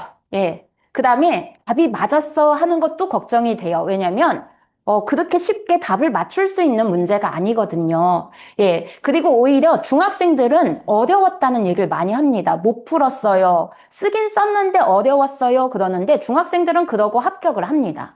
예. 그래서 이 영재원은요, 아이들의 판단으로 하기가 좀 어렵습니다. 이거는, 이제 아이들 답안지를 이렇게 쫙 펼쳐놓고 보면은요, 그냥 이렇게 펼쳐만 놔도, 붙을래와 안 붙을래가 다 가려집니다. 분량이 우선 달라요. 예. 그 다음에, 분량이 큰데, 너무 이렇게 정리가 잘 되어 있으면 좀 의심스럽긴 합니다. 예, 이렇게 과학적인 접근이 아니라 뭔가 국어적으로 말을 쓴 게 아닌가. 예, 과학적으로 접근을 하면요, 막 지웠다 썼다 막 이런 것들도 좀 있거든요. 생각을 막 중간에 수정하기도 하고 그러기 때문에요. 예, 그래서, 요런 것들이 이제 어쨌든 아이들 할 때 아이들마다 좀 이렇게 접근하는 방법들을 좀 배워나가는 것도 필요하다고 생각이 됩니다. 그래서 이 상대평가라고 하는 것을 좀 기억을 하고 그냥 답을 쓰는 게 아니라 특히 이제 시중에서 파는 문제지들 있잖아요. 영재원 대비한다고 집에서 풀리시는데요. 저는 그 영재원 문제집 푸실 때 어머님들께 그냥 답지를 펴놓고 풀게 해주시라고. 예. 그래서 답지를 피고 문제에 대해서 어떻게 해결하는지 본 다음에 그 답지 내용 다 쓰고 공부했으니까 그 밑에 자기 생각을 쓰라고. 저는 이렇게 권해주고 있습니다. 왜냐면 거기 나온 답만 딱 쓰는 경우는 떨어지는 답이에요. 예, 그건 애들이 다 쓸 수 있는 답이거든요. 예, 그래서 저는 그거를 풀게 하시면 어머님들도 채점하기 힘들어요. 이게 맞는지 틀리는지. 그 다음에 이제 한글이 아다르고 어다르잖아요. 그래서 정말 힘듭니다. 어머니 같이 이제 공부하시게 되실 거예요. 예, 뭐 이렇게 같이 하시는 것도 좋고요. 예, 근데 예, 그냥 답지 보고 풀어보고 자신의 생각을 더 붙이는 걸 연습시켜 달라고 하고요. 그 다음에 이제 이게 상대평가이기 때문에 저는 이제 어머님들께 꼭 부탁드린 게 떨어졌다고 우리 아이가 절대 부족한 거 아닙니다. 예. 다만, 그냥 그 인원 안에 못 들은 거고 경쟁이 조금 많고요. 아까 앞에서 뭐 경쟁률이, 5대1. 제가 항상 이 경쟁률에 대해서 얘기하는데 5대1이다. 그럼 5명 중에 내가 뽑히는 게 아니에요. 예. 500명이 지원을 했으면 420명이 떨어지는 겁니다. 예. 그러니까 이거는 내가 420명 위에 1이 되어야 되는 거예요. 예. 그래서, 그냥 이렇게 제비뽑기처럼 뽑히는 게 아니다. 그래서 우선 그 안에 들어가는 게 중요하기 때문에, 예. 이거는 한번 응시해보는 이것도 의미가 있는 거지. 예. 이게 뭐 절대 떨어졌다고 저희 아이들 잡지 않으시길 바랍니다. 네. 그 다음에 이제 문제 유형을 이제 말씀을 드리면은요, 맨 위에 있는 문제들이 지금 제가 알기로는 작년에 이제 출제되었던 건데요, 이거를 막 이렇게 구체적으로 이렇게 문제를 못 넣어드리는 이유가요, 아이들마다 다 기억이 다르더라고요. 예. 그리고 과학 문제가요, 요소 하나만 빠지면 답이 이제 막 바뀌게 됩니다. 그리고, 이게 학원들 이제 이렇게 다녀보시면은요, 선생님들마다 해석도 다릅니다. 예. 그래서 그 선생님들의 경험치에 따라서 이게 해석이 달라질 수도 있다는 것도 한번 생각을 해보셨으면 좋겠어요. 그래서 지금 연세대 같은 경우에는 최근에 한 2년 동안에 이 그림자 위치에 대한 걸 이제 물어보는데요. 그림자를 물어보는 이유는요. 중학교 수준에서 입체적인 그 운동에 대한 설명을 하기가 어렵거든요. 그래서 그림자로 하게 되면 1차원으로 운동을 하게 되거든요. 그래서 중학교에서 다루는 예, 기본 내용을 하고 있고요. 그 다음에 이제 요 용어들 이제 보시면은요, 이 용어들이 초등 용어는 아닙니다. 그러니까 초6과 중1을 이제 보는데, 심화 내용으로 묻게 되고요. 그 다음에 모르는 단어들이 막 등장을 해요. 근데 그러면 이 모르는 단어들 다 알아야 되는 게 아니라요. 저는 이제 아이들이 모르는 용어가 나오면, 그냥 이걸 물질 A, 뭐 물질 B, 뭐 이렇게 쓰라고. 그래서 그걸 지금부터 이제 이해하고 분석해서 문제를 접근하라고 하거든요. 그래서 그냥 그렇게만 바꾸면 아이들이 이제 문제를 풀기 시작을 합니다. 예. 그래서 모르는 정보에 대해서 새로운 환경에 놓였을 때 그 해결을 보려고 하는 거지 그 지식을 묻는 문제가 아니거든요. 예. 그래서 그리고 뭐 예를 들어서 그림자에 대해서 했을 때 이 그림자가 어떻게 생기는지 이걸 분석을 해보는 거지 이거를 답을 알고 줄줄줄 써나가는 게 아니거든요. 그래서 저는 이제 답 쓸 때 선생님 그림 그려도 돼요. 그러면은 옆에다가 그림 그리고 서술은 꼭 해야 돼. 뭐 이렇게 이야기를 합니다. 예. 그래서 이렇게 아이가 문제를 해결하는 과정을 보여주면 된다 생각을 하시고요. 그러면서 이제 뭐 바실러스 균이다 뭐 DNA가 아닌 뭐 이런 것들 사실 아이들이 그러니까 모르는 질문이 될 수도 있는데요. 이거 수업 시간에 이제 아이들하고 풀면요. 중학교 수준에서도 풀 수 있습니다. 예. 그래서 이거를 어떻게 단계를 깊이 있게 들어가는지, 그 다음에, 저는 이제 이런 것들이 모두 다 정답이 있다고 생각을 해요. 왜냐하면 생물이기 때문에 생물의 진화는 생명력 유지거든요. 그랬을 때 그 유리한 점의 특징들만 기억을 하신다면, 예, 이거는 중학교 생명과학에서 배우는 요소들을 조금 몇 가지 더 알게 되면 답을 훌륭히 잘 쓸 수가 있습니다. 그 다음에 서울대 기출문제인데요. 네. 뭐, 서울대 기출문제가 지금 생명과학을 여기도 좀 어려워해요. 그러니까 생명과학이 어려운 이유는, 모르는 경험에 대한 예, 문제들이, 단어들이, 상황이 출제가 되고 있기 때문에 어렵습니다. 하지만 원칙은 과학이라고 하는 게 어쨌든 원칙은 똑같기 때문에, 해결할 수 있다라는 거. 그 다음에 이제, 이 지금 서울대도 요즘에 그 물리 문제가, 이 역학 문제가 많이 출제가 되고 있어요. 몇 년 동안에요. 그 다음에 화학은 중학교 1학년 수준의 문제가 지금 등장을 하고 있습니다. 그래서 뭐, 입자 변화라든지 충돌수라든지 그런데 화학 같은 경우에는 중학교 2학년 정도의 화학이 조금 필요합니다. 그리고 뭐 충돌수는 사실 중학교 1학년에서 예, 뭐 기체의 성질 할 때도 상태 변화할 때도 많이 배우는 거라서 학교에서 배운 걸 잘 활용할 수 있으면. 근데 이걸 활용하기 위해서는 원칙이 분명을 해야 돼요. 그러니까 이 화학물질 문제를 다룰 때 입자 수준의 운동, 뭐, 그 다음에 이제 이 운동에 의해서 나타나는 현상, 이런 것들이 분명히 배웠는데요. 학교에서 배우는 내용들만 했을 때는 그냥 이게 나열식으로 머리에 들어가 있거든요. 근데 그 원칙을 잘 지켜나가서 중1 과정, 중2 과정을 쌓아간다면, 이 과정을 푸는 것도 그렇게 어렵진 않습니다. 예, 제가 이렇게 말씀드리면, 다 쉬운가 보다 이렇게 생각하실 수 있는데요. 쉽지 않아요. 그건 사실. 이거를 몇 시간에 걸쳐서 계속 아이들을 조금씩 이제 성장해서 저는 그 기간 안에 거기에 도달하게 이제 도와주는 역할을 하고 있는 거거든요. 그래서 저도 좀 피마릅니다. 예. 사실 어머님들은 한 아이만 보내시지만 저는 이 아이들을 보내거든요.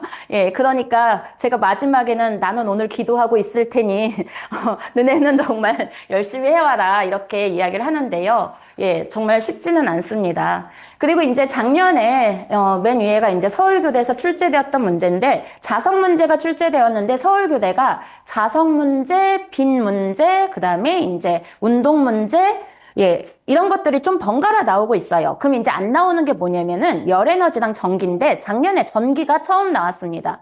어, 제가 초등 영재원에서 전기가 등장하는 건 처음 봤거든요, 사실. 예, 전기가 6학년 2학기 내용이고 이게 지금 약간 생각하는 방식이 많이 다르기 때문에 안 나오는데 제가 작년에 나온 문제가 이 문제라고 지금 제가 알고는 있어요. 아이들한테 이제 아이들은 사실 뭔 문제인지도 모르는데요.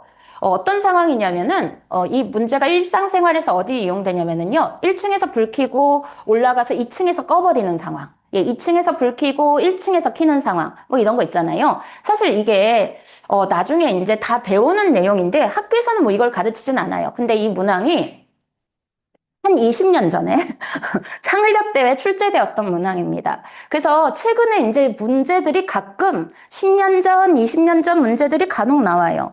그래서 이걸 문제들을 갖고 있는 걸 정말 다 풀려야 되는가? 저도 이제 고민인 거죠. 수업 시간을 늘려야 되는 건가? 뭐 이런 고민인데, 예, 사실 그렇게 하기는 어렵고, 이게 지금 전기에 대해서 배우지 않고요. 그냥 이게 사실은 정보 문제처럼 풀 수도 있거든요. 그래서 on, off 정보 문제로, 예, 논리 문제도 이렇게 풀 수도 있어요. 그래서 그 해결력을 보여주는 게 지금, 그래서 경우의 수처럼 생각을 하면서 접근을 하면 문제가 풀 수 있고, 제가 봤을 때 분명히 앞에 이 풀 수 있는 지문이 있었을 겁니다. 그러니까 뭔가 힌트 키워드가 있었을 텐데 아이들이 분석을 못했을 수도 있어요. 예, 영재원에서는 해결력을 보는 거지 그 지식을 물어보진 않거든요. 예. 그래서 이제 뭐 최근에 나왔던 문제들까지 해서 제가 이렇게 좀 이제 이야기를 했는데요.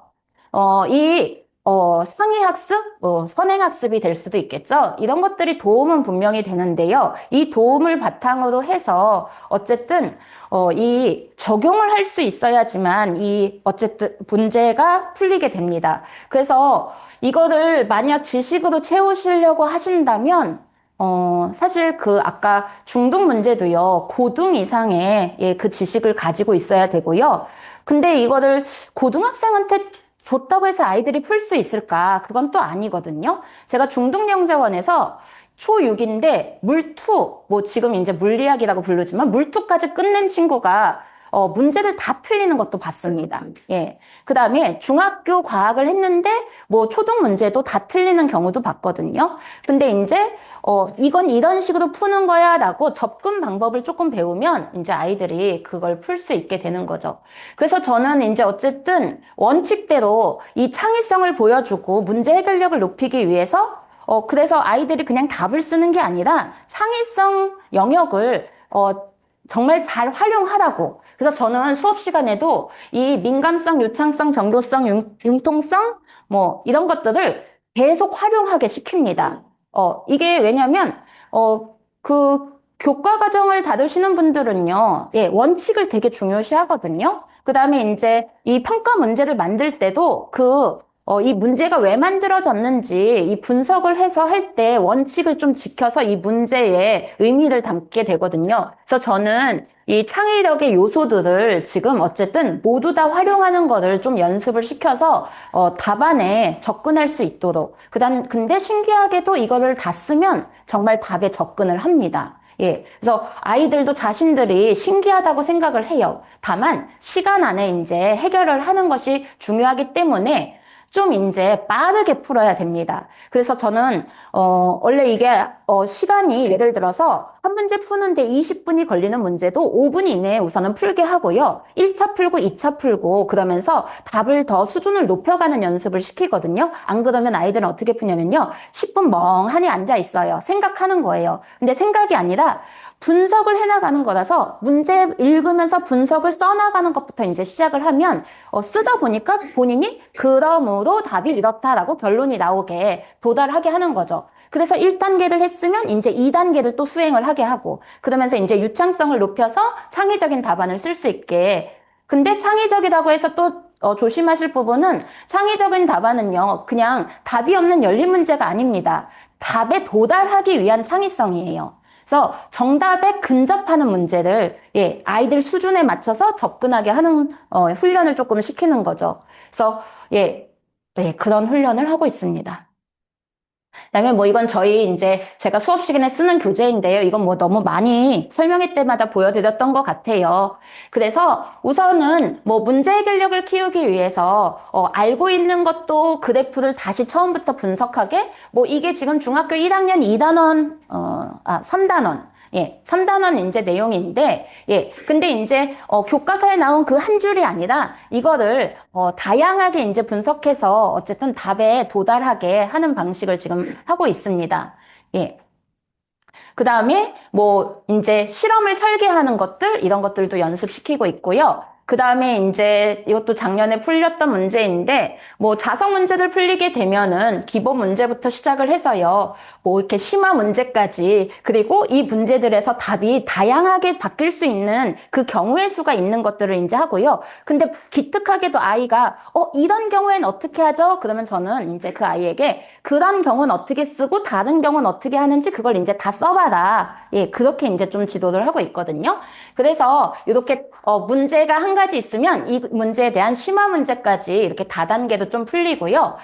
그래서 이렇게 뭐 이렇게 1단계가 있으면 2단계 그러면서 다양한 약간 변형을 주면서 풀려서 앞에서 풀었던 문제에 이게 두 번째 단계니까 앞에서 배운 내용을 더 한번 활용을 해보라고 대신에 난이도가 올라가고 있는 거를 좀 그래서 이런 경우가 또 있다라고 하는 걸 이제 가르치게 되죠. 그리고 낯선 문제에 대해서 이제 풀게 하거든요. 그래서 이게 안 배운 내용인데 이게 도대체 뭐냐고 이렇게 물어보지만 그럼 다시 이제 문제를 천천히 이상하게 저랑 천천히 읽으면 대답을 하기 시작을 해요. 혼자 읽는 것보다. 그러니까 문제를 안 읽어서 문제인 거거든요. 정말요. 그래서 문제를 정확히 읽는, 예, 이제 연습을 시키면서 해결을 할 수 있게 그러면서 모의고사도 치르게 됩니다. 그래서, 문제를 가능한 영역별로도 풀어보고, 단원별도 풀어보고, 유형별로 풀어보면서 분석하는 거, 서술하는 거, 그 다음에 아이들에 따라서 전략을 좀 세워주기도 해요. 생각하는 게 다른데 다 똑같이 가르칠 수 없거든요. 그러니까, 그 아이가 잘하는 접근 방법을 넌 그럼 이런 식으로 쓰면 좋겠다. 그 다음에 너는 요약을 못하니까 그냥 이렇게 글로 쓰는 게 좋겠다. 다만 여기서 쓰기 전에 이 단어들은 자꾸 습관이니까 빼면 좋겠다. 그 다음에 저희 친구들 중에서 정말 많이 보이는 게 뭐냐면은요. 한 문장 쓰기를 아주 좋아하는 그 다음에 대답도 한 문장으로 말하는 친구들이 정말 많습니다. 뭐뭐하고 뭐뭐하고 뭐뭐하고 뭐뭐해서 그러다 보니까 논리가 다 틀려요. 길어서요. 예. 그러면 이제 그런 것들 조금 끊어 쓰는 것들 지도해 주기도 하거든요. 그리고 저는, 이제 아이들이 스스로 평가하는 것을 자꾸 요구합니다. 네가 평가해보라고. 왜냐면 자기가 쓴 답 검토할 때 이 평가 기준을 가지고서 검토를 해야 틀린 거 찾고 보완하는데요. 그 아이들 서술형 문제 검토하라고 하잖아요. 그러면, 그 친구들 이제 대부분 그냥 읽어요. 그리고 만족스럽습니다. 그래서 이렇게 비평을 하면서 분석을 하면서 평가를 하는 게 아니기 때문에 이 평가 방법을 가르치고요. 그래서 모의고사 같은 거 볼 때 제가 채점을 안 하고 자, 이럴 때 이렇게 몇 점을 줘봐. 이런 게 있으면 몇 점을 줘봐. 자기가 이렇게 채점을 자꾸 해보라고 연습을 합니다. 그래서 평소에는 제가 첨삭도 하고 채점도 해주지만 이렇게 전체를 했을 때는 어디서 자기가 뭔가 부족했는지 깨달아야 되기 때문에 사실 저는 그게 되게 중요하다고 생각을 하거든요. 그래서 이런 평가 과정을 할 수 있어야 된다고 생각하고요. 그 다음에 이제 타 지역에서 출제되었던 이 문제인데요. 뭐 이런 문제들은 한 번씩은 알고 있어야 되고 이 단어들에 대해서 아이들이 융합적 지식이 좀 있어야 된다고 생각을 해서 요런 거 한번 알려주세요라고 이렇게 보여드렸고요. 그 다음에 이렇게 뭐 이것도 무한 창의력처럼 이제 보이긴 하지만 이 안에서 과학적 지식을 응용하는 건 정말 다릅니다. 어떤 친구들은 자기가 좋아하는 개와 고양이 뭐 이런 거 선택하는 친구도 있어요. 네. 그래서 근데 지금 이제 개들 선택을 하고 그다음에 저는 그리고 아이들이 이거 할 때 뭘 선택해야 될지 되게 많이 고민하거든요. 전 그냥 아무거나 선택하라고 그래요. 예. 그래야 창의성이 있고 대신에 깊이 있게 쓰는 걸 훈련을 시키는 거거든요. 그래서 그냥 각도와 이렇게 그냥 골라서 네가 한번 도전해봐. 뭐 이렇게 그렇게 시킵니다. 예, 그래서 좋은 답을 고르는 게 아니라 자기가 좋은 답을 써나가는 게 중요하지 않나, 예, 이렇게 생각이 됩니다. 그래서 지금 이제 뭐 아이들이 수업 시간에 이제 이렇게 썼던 답안들을 하는데요. 뭐 처음에는 뭐 이런 식으로 쓰고요. 저희 아이들 정말 이렇게 써요. 네. 네, 이런 거 채점하고 잘 안 보이시죠? 예, 근데, 어차피 잘 안 보여요. 크게 해도. 네. 저 막 이런 거 채점하고 있거든요. 근데 요거를 내용을 다 읽어보면 제가 꽤 동그라미를 많이 쳤거든요. 예. 그래서 이렇게, 채점을 하고요. 그 다음에 이제 저는, 이걸, 채점을 할 때 아이들이 자기가 뭘 했는지 안 했는지 확인할 수 있게, 5단계로, 5가지 영역을 5단계로 해서 총 25점 뭐 이렇게 채점, 예, 이렇게 합니다. 그래서, 아이들이 좀 자기가 부족했던 거를 자꾸 높여 나가서, 저번에는 이것 때문에 점수를 못 받았는데, 이번에는 뭐 이렇게 좀 더 해봐야지 하는 노력을 할 수 있게요. 예. 그러면서 좀 줄도 맞춰 쓰라고 이렇게 연습을 시키고요. 그 다음에 이제 잘 모르시겠지만 이 중에 한 명의 학생이 2개의 답을 썼거든요. 그래서 이렇게 좀 변화하는 모습도 지금 볼 수가 있습니다. 예. 그 다음에 이제 이 1단계 평가를 대비하기 위해서요. 그래서 이제 필요한 거는, 그냥 아무것도 없는 백지에서 하고, 그 다음에 이제 그냥 학교 공부만 해서 자기가 심화학습을 해본 적이 없다면 좀 심화학습이 필요하기 때문에, 그래서 제가 조금 중등 공부를 조금 하면 빠르게, 예, 평소에 책을 안 읽더라도 할 수 있지 않을까 싶어서 지금 중일과학을 좀 권해드리고 있거든요. 그래서 왜 그러냐면은 중일과학에서 지금 이렇게 표시된 것들이 사실 초등과 연계 과정이 아주 높습니다. 예. 그 다음에 뭐 거기다가 이제 추가로 조금 더 한다면 이 물질의 특성이나 물질의 구성 이런 걸 할 수 있는데 물질의 구성은 이제 원소를 다루는 내용이고 물질의 특성에서는 뭐 용해도 끓는 점 뭐 이런 것들이 나와요. 근데 이제 약간 수치적인 부분들이 있어서 요거는 이제 뭐 추가로 이렇게 이야기를 하지만 예, 이제 어쨌든 이게 지금 이 초등 과정에 심화 과정이 내용이 들어 있어서 네, 요런 정도를 공부를 하면 그리고 이 공부를 좀 해보면 답을 쓸 때도 시야가 좀 넓어지는 것도 맞고요. 그래서 중학교 과정을 이제 공부해보거나, 그 다음에 이제 작년에도 감마 과정, 뭐 저희 초등학교 5학년, 6학년 공부하고서 교대 붙은 친구가 있는데요. 제가 그 친구에게 마지막에 이제 좀 권한 거는, 중일 과학책 하나 문제집 사서 집에서 좀 읽어봐. 그냥 소설책 읽듯이 읽어봐. 책이 사실 얇잖아요. 그 두꺼운 책도 보는데 그거 뭐 보는데 힘들겠어요? 그래서 그거 읽어보고, 그러더니 이제 수업 시간에 풀면, 저 이거 읽어봤어요. 중일 책에 있었는데 막 그러면서 이제 이야기를 하게 되거든요. 그래서 뭐 어쨌든 학습적으로 배우기도 하지만 요 정도 지식을 그냥 소설책처럼 읽으면 어떨까 싶어서 예, 권해드리고 있습니다. 예, 저희 학원에서 이제 특강은요. 그래서 5월 달에 이제 사전 연습처럼 중학교 과학을 이제 준비하는 예, 지금 수업이 열려 있고요. 그 다음에 저희 본격적인 특강은 창의 문제 해결력 문제 푸는 거는요. 7월 달에 이제 시작이 될 예정입니다. 그래서 아마 7월 초에 이제 시작이 될 거고요. 그 다음에 모의고사 2회 특강이 지금 아마 9월에 잡힐 거예요. 보통 이제 2회 하거든요. 모두 다 2회를 하는 이유는 한 번은 도전이었지만 두 번째는 완성도를 높여야 되기 때문에 예, 그냥 한 번만 할 수는 없어서 예, 지도하는 입장에서 2번 해서 자신감 갖고 예, 할 수 있도록 그렇게 가르치고 있습니다. 그래서 이 단계별로 아이들 모두 다 할 수 있게 지금 진행하고 있고요. 그래서 지금 이 5, 6월에 지금 저희 영재원 대비 특강은요, 초등 영재원을 대비하신다면 중학교 1학년 과학을 좀 해보시면 어떨까, 요 정도라도 조금 지식의 깊이를 가지시면 어떨까 해서 요걸 좀 권해드리고요.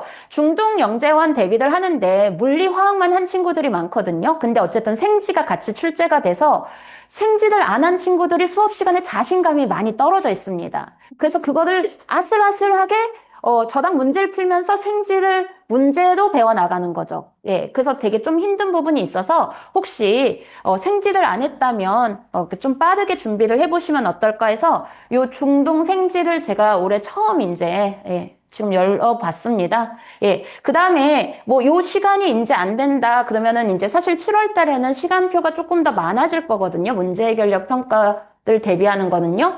그러면 지금 뭐 이제 그러니까 아이가 준비된 상황에 맞춰서 뭐 저희 학원에서 초등 과정에 베타 감마 과정을 좀 들으시거나 아니면 중등 과정을 들으시게 된다면 개념과학이나 중등과학을 들으시는데 이 중등과학은 저희 학원에서 이제 30회 수업으로 진행이 되고 있어서 이건 초4에게는 저는 좀 맞지 않고 아마 학원에서도 안 넣어주실 거예요.